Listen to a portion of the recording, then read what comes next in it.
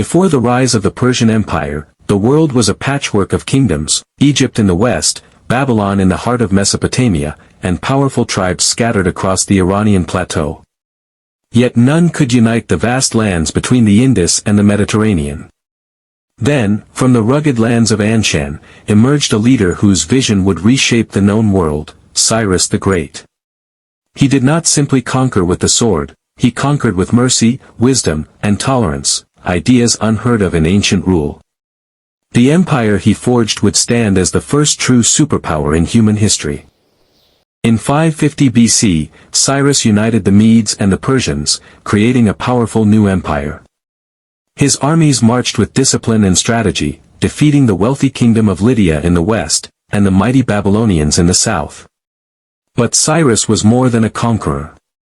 When he entered Babylon, he freed the captives, including the Jewish exiles, and declared that all people were free to worship their own gods. His decree, preserved on the Cyrus cylinder, is often called the world's first charter of human rights. Under his rule, Persia became a realm of many peoples, many faiths, and one crown. After Cyrus's death, his successors struggled for power until one man restored order, Darius I, remembered as Darius the Great. Darius was not merely a king, he was an engineer of civilization. He reorganized the empire into 20 satrapies, each ruled by a governor loyal to the crown. He standardized taxes, introduced a universal currency, and established a code of laws written in multiple languages. From India to Egypt, the empire breathed under one system, efficient, disciplined, and vast. Darius understood that power required communication, and communication required roads. The royal road stretched nearly 2,700 kilometers, from Susa near the Persian Gulf, all the way to Sardis in modern-day Turkey. Along this lifeline, couriers rode day and night, changing horses at way stations built every few miles. Messages that once took months could now travel in days. Neither snow, nor rain, nor heat, nor darkness of night, said the Greeks, could stop these couriers from completing their journey. The royal road became the world's first true communication network, the beating heart of the Persian administration. Through it, trade flourished, ideas spread, and loyalty to the King of Kings was maintained across continents. To symbolize the empire's glory, Darius began constructing Persepolis, the ceremonial capital of Persia. Built upon a vast stone terrace, it was a city designed to impress gods and men alike. Towering columns reached toward the heavens, staircases were carved with reliefs of nobles, soldiers, and ambassadors from every nation bringing tribute to their king. Here, gold from Lydia, ivory from India, and lapis from Egypt decorated the halls.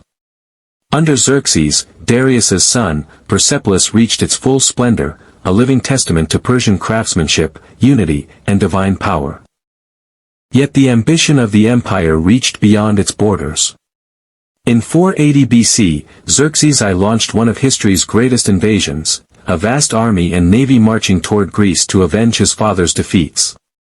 He built bridges of boats across the Hellespont, and his forces darkened the land with their numbers. But at Thermopylae, a small band of Greeks led by Leonidas held them off in one of history's most legendary last stands. Though Xerxes burned Athens, his navy was defeated at Salamis, and Persia's expansion westward ended forever. After Xerxes, the empire continued, powerful yet burdened by its size. Over the next century, internal revolts, corruption, and luxury weakened the once mighty administration. Then came Alexander the Great, sweeping through Asia with lightning speed. The proud cities of Persia fell one by one, and Persepolis itself was set ablaze, a symbol of the empire's twilight. Yet even in defeat, Persia's influence endured. Its roads, its governance, and its respect for diversity inspired future empires, from the Romans to the Ottomans, even to the nations of today. At its height, the Persian Empire ruled 44% of the world's population, the largest share ever achieved by any empire in history. It was a realm of architecture and philosophy, of order and tolerance, of kings who called themselves Shahanshah, the kings of kings. Though time buried its cities and sand covered its palaces, the spirit of Persia still breathes in the world we know today. This was not just an empire. It was a vision, one that taught the world how to rule with both might and wisdom.